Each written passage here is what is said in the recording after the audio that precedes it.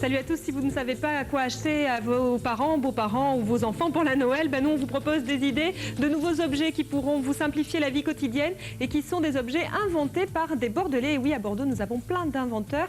Nous en avons 3 sur le plateau aujourd'hui. Eric, Simon, vous avez inventé l'enfilchos. On va parler dans quelques instants. Vous allez nous expliquer de quoi il s'agit. Vous, Jean-François Loazeleux, d'IJF dans le milieu, vous êtes un inventeur, un grand enfant, puisque vous avez inventé un jeu. Il s'agit de la toupie. Elle est un petit peu bizarre, votre toupie, mais vous allez nous expliquer comment elle fonctionne. Et vous, Olivier Ventalon, vous avez inventé le pantalon rigolo que vous portez ici même, et vous allez nous expliquer dans un instant comment il fonctionne et surtout à quoi il sert.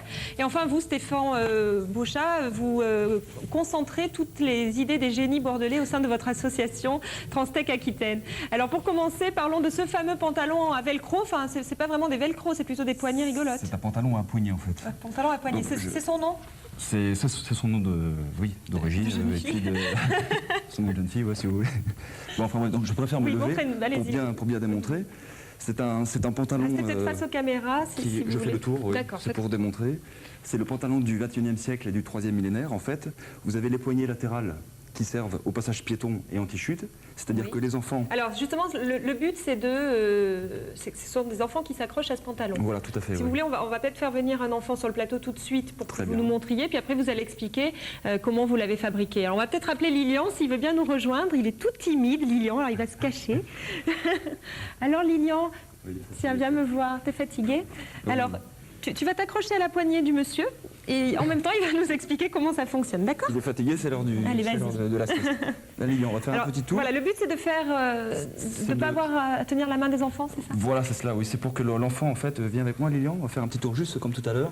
C'est pour que l'enfant traverse les passages piétons, en même temps que les parents.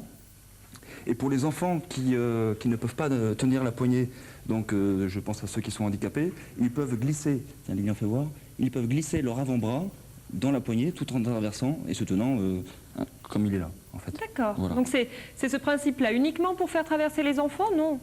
Alors, celles qui sont latérales, oui. Après, vous avez les poignées frontales qui servent pour les bus, tramways, métro. Cela sert donc lors des freinages brusques, lorsque les parents ont fait leurs achats. Ils ne peuvent pas tenir leurs enfants. Si tu veux tenir là, Lilian, si tu veux, pour montrer. Voilà.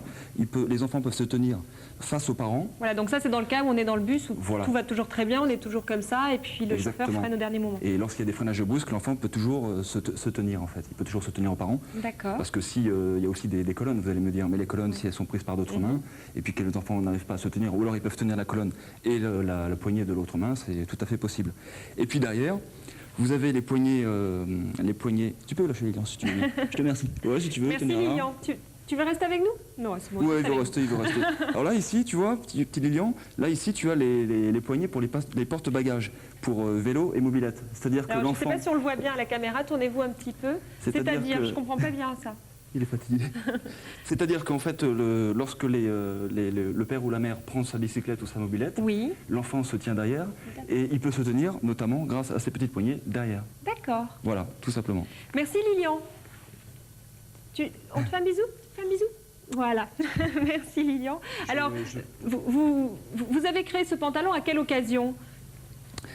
Mais pour plusieurs raisons en fait. Qu'est-ce qui vous en a donné l'idée? L'observation simplement sur la circulation routière. En fait, je me suis amusé à bien observer tous les problèmes qu'il y avait, notamment ceux où il y a les poussettes et les landaux.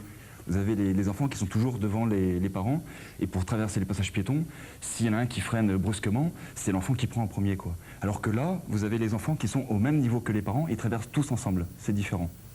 Voilà. Vous l'avez créé il y a combien de temps, ce pantalon à poignée? En 96, mais je me balade avec depuis l'année dernière, depuis l'an 2000 en fait. C'est-à-dire depuis l'an dernier, on peut vous voir dans les rues de Bordeaux Pas à Bordeaux pour l'instant, quoique je l'ai déjà porté sur Bordeaux, mais dans d'autres villes, oui, Paris, Marseille, n'importe où, oui. Comment êtes-vous accueilli dans la rue? Vous le portez avec des enfants? Vous avez plusieurs enfants vous-même? Je n'ai pas d'enfants. Non, donc vous le portez sans enfants? Oui, mais avec ma nièce aussi, chez moi, je m'amuse à lui présenter le pantalon, elle s'amuse à traverser avec moi, ainsi de suite, pour démontrer justement l'utilité.